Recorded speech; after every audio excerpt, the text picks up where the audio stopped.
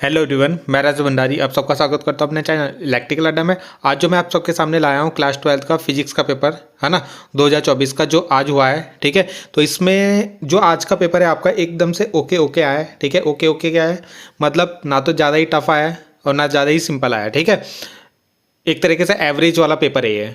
तो यहाँ पे मतलब ये पेपर सभी कर सकते थे। ठीक, जो जिन्होंने पूरे साल भर पढ़ाई करी है, ठीक है, वो तो इसको कर ही लेंगे। जिन्होंने कम भी पढ़ा होगा ना, तो वो भी इस पेपर को अच्छे से अटैम्प्ट कर लेंगे। ठीक है, तो इस तरीके का पेपर है आपका। एक नंबर वाले तो बहुत सिंपल क्वेश्चन है। ठीक है, कुछ क्वेश्चन है जो एक दो क्वेश्चन है जो थोड़ा सा चेंज है। चेंज क्या बोल सकते हैं, मतलब थोड़ा जिसने डीपली पढ़ा होगा वो इसको कर सकते हैं। ठीक है, तो ऐसे क्वेश्चन तो हर साल आते ही हैं एग्जाम में, एक आधा क्वेश्चन तो ऐसा आता ही है, मैंने पहले ही बताया आपको।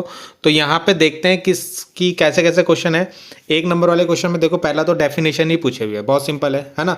तो कि इलेक्ट्रोस्टैटिक्स फोर्स है ना, electrostatics force experience by unit positive charge. ठीक, तो जब भी यूनिट पॉजिटिव चार्ज को एक इलेक्ट्रोस्टैटिक फोर्स एक्सपीरियंस होता है तो उसको क्या बोलते हैं, हम इलेक्ट्रिक फील्ड बोलते हैं। ठीक है, तो डेफिनेशन ये आपकी E=F/Q है ना, ये फॉर्मूला है। तो ये सिंपल सी आपकी डेफिनेशन पूछी हुई थी। सेकंड वाले में आपको पूछा हुआ था गतिशीलता यानी मोबिलिटी की यूनिट। ठीक है, तो इसकी जो यूनिट होती है metre square volt inverse second inverse. ठीक है, ये वाली सेकंड पार्ट इसका सही ऑप्शन था आपका। तीसरा क्वेश्चन तो बहुत ही सिंपल था है ना, आरएलसी सर्किट हमने बहुत बार पढ़ा भी है, कल मैंने इसका एक न्यूमेरिकल भी कराया था। तो रेजोनेंस फ्रीक्वेंसी का जो फॉर्मूला होता है √1/√LC। ठीक है, किसमें, LCR सर्किट में। तो इसका कल हमने न्यूमेरिकल भी किया था। ठीक है, तो ये सिंपल सा क्वेश्चन है। अगला, इनमें से मतलब ये क्वेश्चन आपका थोड़ा सा यहाँ पे कैंसर सेल्स को मतलब डिस्ट्रॉय करने के लिए कौन सी वेवलेंथ का यूज़ किया जाता है। ठीक है, तो यहाँ पे जो है आपका गामा रे का यूज़ किया जाता है। किसका, गामा रे का यूज़ किया जाता है। ठीक है, तो ये भी सिंपल ही क्वेश्चन था आपका, आपकी बुक में है ये सिंपल, इसका आंसर भी दिया है। ठीक है, जहाँ पे आपने जब इनकी प्रॉपर्टीज़ याद करी होंगी ना, तो वहाँ पे ये क्वेश्चन, इस क्वेश्चन का आंसर भी आपको मिल जाएगा। गैल्वेनोमीटर किस लिए यूज़ किया जाता है, तो ये भी सिंपल है ना, डिटेक्ट दी करंट यानी करंट को डिटेक्ट करने के लिए इसका यूज़ किया जाता है ना। किसी वायर में करंट फ्लो हो रहा है या नहीं हो रहा है तो उसको डिटेक्ट करने के लिए इसका यूज़ किया जाता है। बाकी करंट को मेजर करने के लिए एमीटर यूज़ करते हैं, इसके लिए वोल्ट मीटर यूज़ करते हैं, इसके लिए ओम मीटर यूज़ करते हैं। ठीक है, अगला क्वेश्चन है कि एक कॉनकेव मिरर है। ठीक है, और जिसकी फोकल लेंथ कितनी है, 25 सेंटीमीटर है, यानी अवतल दर्पण है जिसकी फोकल लेंथ कितनी है, 25 सेंटीमीटर। जल में इसकी फोकस दूरी क्या होगी, यानी इसको अगर हमने वाटर के अंदर डाल दिया कॉन्वेक्स लेंस को, कॉनकेव मिरर को, तो इसकी वेवलेंथ में क्या फ़र्क पड़ेगा, तो कोई भी फ़र्क नहीं पड़ता है ना, मिरर में कोई भी फ़र्क नहीं पड़ता। तो यानी मिरर जो होता है मीडियम पे डिपेंड ही नहीं करता, आपने कहीं इसके फॉर्मूले में मीडियम ही नहीं देखा होगा। ठीक है, तो इसलिए सेम ही रहेगा 25 सेंटीमीटर का आंसर। अगला है कि हाइगेन्स के सिद्धांत के अनुसार किसी तरंग की ऊर्जा संचरण की दिशा होती है ना, हाइगेन्स प्रिंसिपल के through direction of energy propagation क्या होता है, तो ये ऑलवेज परपेंडिकुलर होता है। ये मैंने आपको जब पढ़ाया था ना, ये तो उस समय बताया था उस टॉपिक के अंदर। ठीक है, तो परपेंडिकुलर होता है किसके, वेव फ्रंट के। तो ये भी सिंपल सा था आपका, ये तो बहुत ही सिंपल था आपका। ठीक है, रदरफोर्ड के जो एक्सपेरिमेंट था ना, गाइगर और मार्सेडन ने, उसके लिए क्या यूज़ किया था, तो अल्फा पार्टिकल यूज़ करे थे उसने। क्या यूज़ करे थे, अल्फा पार्टिकल। ठीक है, ये अल्फा पार्टिकल उसको उसमें यूज़ किया गया था। ठीक, अगला आपका जो क्वेश्चन आया था आपका अभिकथन और कारण वाला क्वेश्चन आया था, नहीं एसेशन और रीजन वाले क्वेश्चन आए थे। ठीक है, ये मैंने आपको बताया भी था जब आपका सैम्पल पेपर आया था, तो मैंने बताया था इस तरह के क्वेश्चन आपके आ सकते हैं। ठीक है, क्योंकि उन्होंने इस बार सैम्पल पेपर में दिया था। तो यहाँ पे क्या है, जैसा अगर हम पहला क्वेश्चन देखें, एसेशन जो दे रखा है, nuclear binding force dominate over the coulomb repulsion force between the protons inside the nucleus.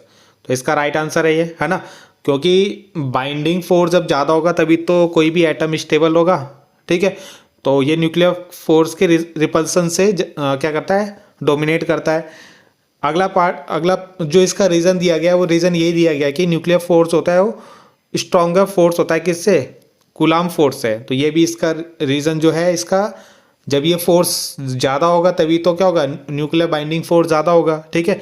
तो इसलिए ये जो आंसर होगा आपका, दोनों ही राइट होंगे इसका, ठीक है। मतलब ए का जो आर है वो राइट आंसर है, तो ये आपको इसके अंदर लिखना था, ठीक है। तो यहाँ पे ऑप्शन में आप देख सकते हो, तो यहाँ पे पहला ही ऑप्शन सही हो आपका होगा, ठीक है। बाकी देखते हैं यूके बोर्ड वाले इसमें इसको इसमें कौन सा पार्ट इसका सही करते हैं। अगला क्वेश्चन है आपका कि जो एसर्शन दे रखा है कि resistance of a conductor is lower than the conductor, सही है, ठीक है।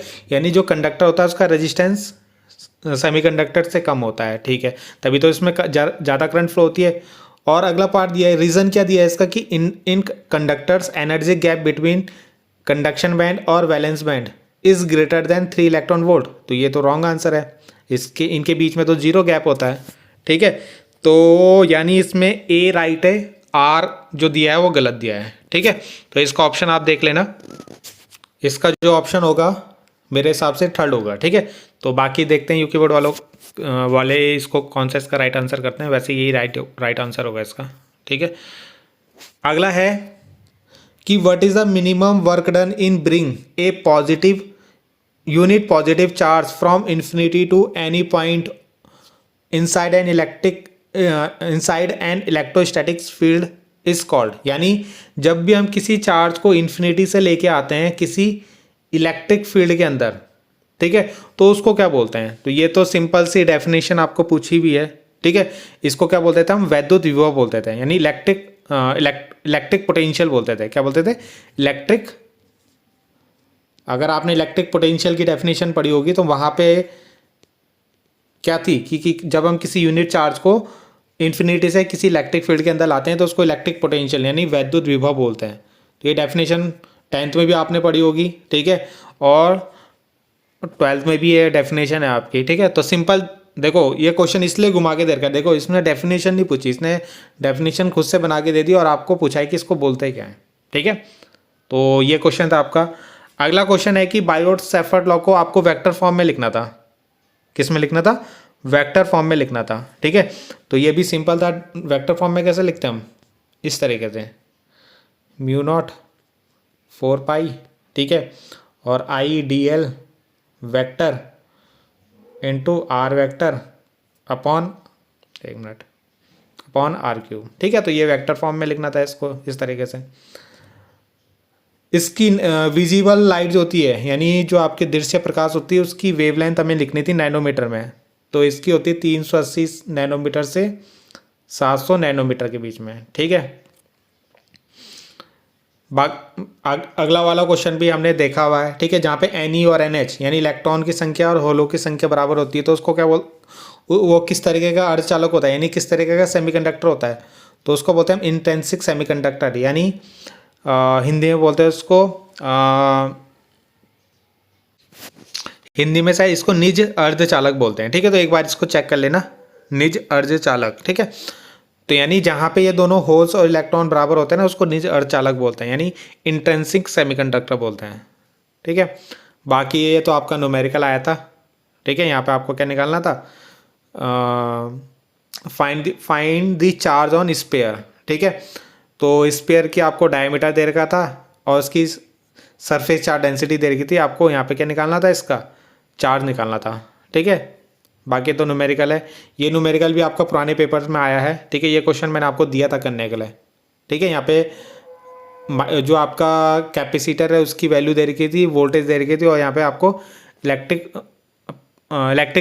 पोटेंशियल एनर्जी निकालनी थी, ठीक है, स्थिर वैद्युत ऊर्जा निकालनी थी।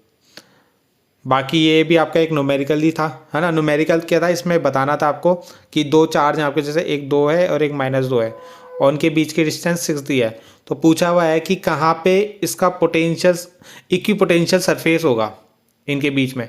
तो इनका जो सेंटर पॉइंट होगा ना, वहाँ पे क्या होगा, इक्वी पोटेंशियल सरफेस होगा आपका, क्योंकि वहीं पे आपका क्या होगा, पोटेंशियल जीरो होगा। जहाँ पे पोटेंशियल जीरो होता है वहीं पे इक्वी पोटेंशियल सरफेस होते हैं आपके, ठीक है। तो ये पॉइंट पे होना था आपका, मिड पॉइंट पे, ठीक है।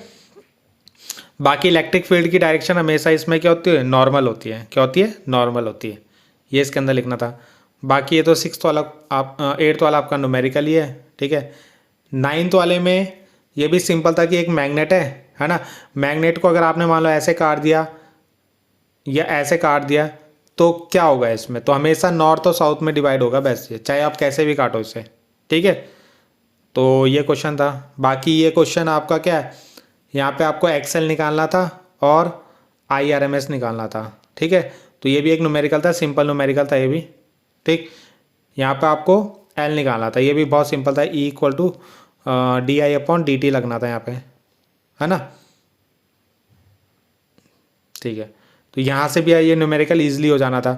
यहाँ पे आपका डिस्प्लेसमेंट करंट की डेफिनेशन लिखनी थी और उसका फॉर्मूला लिखना था केवल। तो ये भी बहुत सिंपल सा क्वेश्चन था।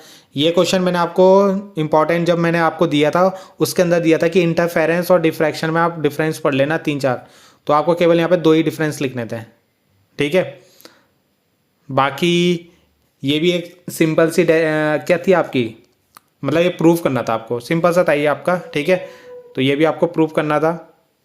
बाकी एटॉमिक मास यूनिट क्या होता है इसकी डेफिनेशन देनी थी, और ऐसा कौन सा इंस्ट्रूमेंट है जो एटॉमिक मास को मेजर करता है, ठीक है। तो इसको बोलते हैं मास स्पेक्ट्रोमीटर, मास स्पेक्ट्रोमीटर, ठीक है। तो ये इसका आंसर होना था।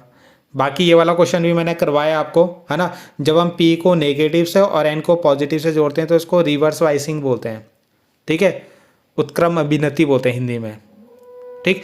और उसमें पूछा है कि सेकंड पार्ट पूछा हुआ है कि जब हम रिवर्स वाइसिंग करते हैं, ठीक है, जब हम रिवर्स वाइसिंग करते हैं तो उस समय डिप्लीशन रीजन में क्या फ़र्क पड़ता है, तो डिप्लीशन रीजन जो होती है वो इंक्रीज हो जाती है आपकी, क्या हो जाती है, इंक्रीज, बढ़ जाती है। तो ये इसके अंदर लिखना था। बाकी ये आपका क्या कौन सा क्वेश्चन है, ये आपका व्हीट स्टोन ब्रिज का क्वेश्चन है। ये तो बहुत सिंपल क्वेश्चन था, कल भी मैंने एक ऐसा ही क्वेश्चन कराया था, ठीक है। वहाँ पे तो व्हीट स्टोन आपको बनाना था, यहाँ पे पहले से बना रखा देगा। तो 10/10 करना था तो 1 आएगा, 10/10 करेगा तो 1 आएगा, यानी ये बैलेंस है तो ये हट जाता 20 से, ठीक है। फिर इन दोनों को जोड़ देते और उसके साथ ये सीरीज में जुड़ जाता और आपका ईजिली ये सॉल्व हो जाता, ठीक है। ये डेरिवेशन भी मैंने कल दी थी करने के लिए, ठीक है, यहाँ पे, और इसका एक न्यूमेरिकल भी करवाया था मैंने। तो ये डेरिवेशन को भी मैंने बहुत बार बोला है कि इसको कर लेना, तो ये भी आया आपका। इन तीनों में डिफरेंस भी मैंने आपको बताया है करने के लिए, ठीक है। ये इन तीनों की डेफिनेशन लिखनी थी, ठीक है। तो थियोरेटिकली आपका सिंपल है, ये दोबारा आ गया पेज, ठीक है। बाकी ये आपका फॉर्मूला है, मतलब ये लेंस के ऊपर न्यूमेरिकल था, ठीक है। ये भी ये न्यूमेरिकल भी सिंपल ही था आपका। थोड़ा सा इसको ये तभी हो पाएगा जब आपको इसका नॉलेज होगा, ठीक है। तो ये क्वेश्चन थोड़ा हट गया था, तो ये हो गया आपका, ये भी सिंपल था आपका। ये मैंने कितनी बार बोला था आपको करने के लिए, रिफ्रैक्शन और एक बार रिफ्लेक्शन, ठीक है। रिफ्लेक्शन तो उन्होंने मॉडल पेपर में दिया था, इसमें रिफ्रैक्शन दिया आपका, ठीक है। सैम्पल पेपर में रिफ्लेक्शन दिया था शायद, और इसमें रिफ्रैक्शन, तो ये दोनों मैंने करवाए हैं, वीडियो बना रखी है इसके ऊपर, ठीक है। कल भी मैंने ये बताया था बोर मॉडल पढ़ के जाना, 5 पॉइंट मिनिमम इसके पढ़ के जाना। ये भी बताया था आइंस्टीन की इक्वेशन लिखना, ठीक है। और उस पर ये भी मैंने क्वेश्चन कराया था आपको, ठीक है। आवर्ती यानी फ्रीक्वेंसी और तीव्रता, यानी इंटेंसिटी ऑफ लाइट और फ्रीक्वेंसी का क्या फ़र्क पड़ता है, ये क्वेश्चन भी मैंने आपको बताया था करने के लिए, ठीक है। एक न्यूमेरिकल ये भी आया था आपका। उसके बाद ये क्वेश्चन भी मैंने आपको बताया था पीएन डायोड में, जो रेक्टिफायर वाला क्वेश्चन मैंने बोला था आपको। जो आप पीएन वाला चैप्टर है ना आपका, क्या सेमीकंडक्टर वाला, वो वाला पढ़ लेना, आपके आधे क्वेश्चन वहीं से आ जाएंगे। देखो ये क्वेश्चन 3 नंबर में आया, सिंपल सा था। ये वेव फॉर्म दे रखी थी एसी की और ये डीसी की वेव फॉर्म दे रखी है। अब आपको पता लगाना है कौन सा वाला ये कौन सा वाला रेक्टिफायर है। तो आपको मैंने बताया था जब एक छोड़ के एक मिलेगा तो हाफ वेव होगा, और जब पूरा मिलेगा, जब गैप नहीं होगा तो फुल वेव रेक्टिफायर होगा। तो इसका आंसर फुल वेव रेक्टिफायर था। उसके बाद उसका डायग्राम भी बनाना था आपको, ठीक है। तो ये था आपका, ये भी सिंपल सी डेरिवेशन थी, बहुत सिंपल सी डेरिवेशन है आपके, ठीक है। तो यहाँ पे एक बार इसके कारण इस पे, एक बार इसके कारण इसमें, मतलब इनका आपस में निकालना था आपको, ठीक है। तो ये सिंपल सी हो जाती है आपकी। बाकी ये आपका पैसेज वाला क्वेश्चन है, ठीक है। तो यहाँ पे आपको पहली एम्पियर सर्किट लॉ की डेफिनेशन लिखनी थी, ये भी सिंपल है, डेफिनेशन सबको याद ही होगी। उसके बाद आपको एम्पियर सर्किट लॉ और बायो-सैवर्ट लॉ में क्या डिफरेंस होता है वो बताना था, और एक न्यूमेरिकल एक डेरिवेशन ये आई थी, ठीक है, थोड़ा सा हट के आई थी। बाकी तो तो ये लास्ट क्वेश्चन था आपका, ठीक है। तो अगर आप पेपर को देखो तो पेपर आपको ओके ओके ही लगेगा, ठीक है। ना ज़्यादा ही टफ है ना ज़्यादा ही सिंपल है, ठीक है। एवरेज पेपर है, मतलब कुछ ही क्वेश्चन है, 5 या 10 नंबर का ही क्वेश्चन ऐसे हैं तो जो थोड़ा मतलब घुमा के दिए हैं, ठीक है। बाकी तो सिंपल ही हैं, आपके बुक से ही आए हैं, ठीक है।